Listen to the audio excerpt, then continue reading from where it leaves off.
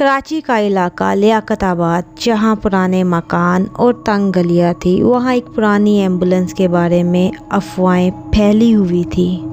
लोग कहते थे कि ये एम्बुलेंस रात के वक्त खुद ब खुद सड़कों पे निकल आती है। इस एम्बुलेंस का रंग सफ़ेद था, लेकिन इसकी खिड़कियां काली और उसके अंदर का मंजर कोई नहीं देख सकता था। लोगों का मानना था कि ये एम्बुलेंस किसी हॉस्पिटल से नहीं बल्कि किसी दूसरी दुनिया से ताल्लुक़ रखती थी। ये कहानी शुरू होती है एक जवान लड़के जैन से, जो लियाकताबाद में अपने नाना के घर रहने आया था। जैन एक मेडिकल स्टूडेंट था जो अपनी इंटर्नशिप के लिए कराची आया था। उसने अपने नाना के घर के करीब एक छोटा सा क्लिनिक ज्वाइन किया था, जहां वो रात की शिफ्ट में काम करता था। जैन को इन बातों पर बिल्कुल यकीन नहीं था और वो इन बातों को सिर्फ बेवकूफ़ाना कहानियाँ समझता था।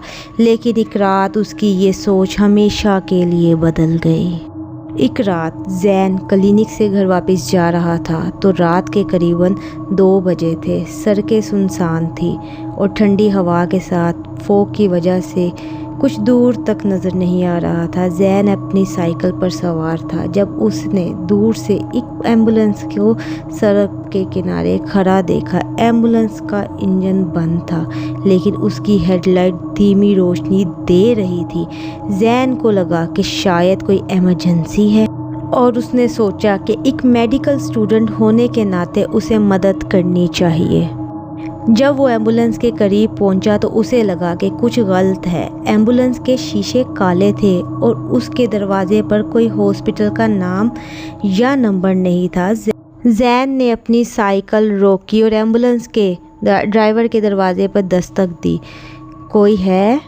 उसने आवाज़ दी, लेकिन कोई जवाब नहीं आया। उसने दोबारा दस्तक दी, लेकिन फिर भी सन्नाटा रहा। अचानक एम्बुलेंस का दरवाज़ा धीरे से खुला और अंदर का मंजर जैन के लिए एक सदमा था। अंदर कोई ड्राइवर नहीं था। ड्राइवर की सीट खाली थी और स्टीयरिंग व्हील खुद ब खुद हरकत में था। जैन के दिल की धड़कन तेज़ हो गई। उसने पीछे हटने की कोशिश की, लेकिन उसने लगा कि कोई उसे एम्बुलेंस के अंदर खींच रहा है। उसने पूरी ताकत के साथ खुद को पीछे किया और अपनी साइकिल की तरफ भागा। जब वो पीछे मुड़ के देखा तो एम्बुलेंस वहाँ से गायब थी। जैन जब घर पहुंचा तो उसका चेहरा सफ़ेद पड़ चुका था। उसने अपने नाना को सारी बात बताई। नाना ने धीरे से सर हिलाकर कहा, बेटा, ये वही एम्बुलेंस है जिसके बारे में लोग कहते हैं कि इस एम्बुलेंस का एक खौफनाक इतिहास है। नाना ने जैन को बताया कि ये एम्बुलेंस 20 साल पहले एक हॉस्पिटल की थी जो एक बड़े हादसे का शिकार हो चुकी थी। एक रात जब ये एम्बुलेंस एक मरीज़ को अस्पताल लेकर जा रही थी तो सड़क पर एक ट्रक से टक्कर हो गई थी। इस हादसे में मरीज़, ड्राइवर और नर्स सबकी मौत हो गई। उसके बाद लोग कहते हैं कि ये एम्बुलेंस रात को सड़कों पे दिखाई देती है और जो भी इसके करीब जाता है वो वापस नहीं आता। जैन को ये सब अफवाह ही लग रही थी, लेकिन उस रात का वाक़या उसके जहन से निकल नहीं रहा था। उसने यही फैसला किया कि वो अपने दोस्त के साथ मिलकर इस राज का पता करेगा। जैन और अली ने एम्बुलेंस के इतिहास के बारे में तस्दीक शुरू की। उन्हें पुराने न्यूज़पेपर, हॉस्पिटल रिकॉर्ड हर जगह चेक किया। उन्हें पता चला कि 20 साल पहले एक एम्बुलेंस हादसा हुआ था जिसमें एक नर्स सलमा और ड्राइवर आसिफ की मौत हुई थी। मरीज़ का नाम किसी रिकॉर्ड में नहीं था, जो कि अजीब बात थी। उन्होंने ये भी सुना कि सलमा एक बहुत अच्छी नर्स थी जो मरीज़ों के लिए अपनी जान दे देती थी, लेकिन उसकी मौत के बाद हॉस्पिटल बंद हो गया था। जैन और अली ने फैसला किया कि वो उस सड़क पर रात को जाएंगे जहां एम्बुलेंस दिखाई देती थी। उन्होंने एक कैमरा, टॉर्च और कुछ ज़रूरी सामान लिया और रात के 1 बजे सड़क पर पहुंच गए। सड़क सुनसान थी और फॉग की वजह से कुछ दूर तक नज़र नहीं आ रहा था। अली ने कैमरा ऑन किया और जैन टॉर्च लेकर आगे बढ़ा। कुछ देर बाद उन्हें दूर से वही एम्बुलेंस दिखी। इस बार उसका इंजन चल रहा था और हेडलाइट धीमी रोशनी दे रही थी। जैन ने अली को इशारा किया कि वो कैमरा के साथ पीछे रहे और वो खुद एम्बुलेंस के करीब गया। जब वो एम्बुलेंस के दरवाजे के करीब पहुंचा तो उसे एक ठंडी हवा का झोंका महसूस हुआ। अचानक एम्बुलेंस का दरवाज़ा खुद ब खुद खुल गया और जैन को लगा कि कोई उसे अंदर खींच रहा है। उसने अपनी पूरी ताकत से खुद को पीछे किया, लेकिन इस बार वो गिर गया। अली ने कैमरा फेंका और जैन को खींचकर वापस लाया। जब दोनों वापस सड़क पर आए तो एम्बुलेंस फिर गायब हो चुकी थी। अली का कैमरा ज़मीन पर पड़ा था और जब उन्होंने फुटेज देखी तो उनको अजीब सी चीज़ नज़र आई तो उनके होश उड़ गए। कैमरे में एक औरत का साया दिखा जो एम्बुलेंस के अंदर बैठी थी। उसका चेहरा साफ नहीं था लेकिन उसकी आंखें चमक रही थी। जैन और अली दोनों डर गए, लेकिन उन्होंने फैसला किया कि वो इस रहस्य को और गहराई से जानने की कोशिश करेंगे।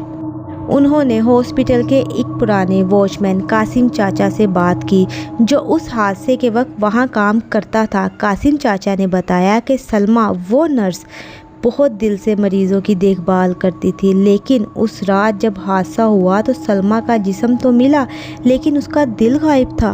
और लोग तो कहते हैं कि सलमा का दिल उस एम्बुलेंस में ही रह गया। जैन को ये बात दिलचस्प लगी। उसने सोचा कि शायद सलमा की रूह अब भी उस एम्बुलेंस में है और वो अपने काम को पूरा करना चाहती है। जैन और अली ने फैसला किया कि वो एम्बुलेंस को दोबारा ढूंढेंगे और सलमा की रूह को मुक्ति दिलाएंगे।